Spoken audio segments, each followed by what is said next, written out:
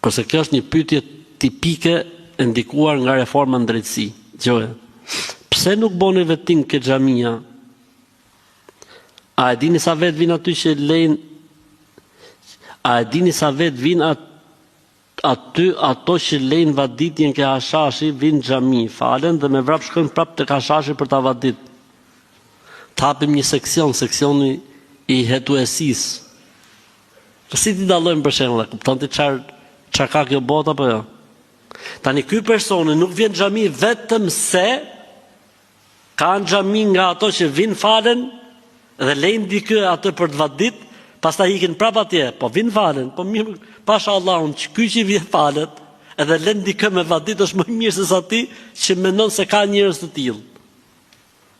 Kupton çfarë bëhet apo jo?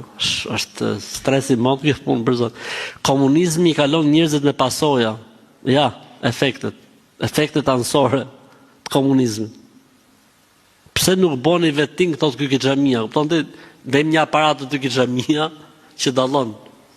Kush e ujit, kush e kosit, kush e tha, edhe kush e fut në thes. Vin falën thotë dhe ikin me vrap prap, se ky i di ka, po mirë vëlla ti që i di, Allahu ta shpërbleft, ik në prokurori dhe denoncoj.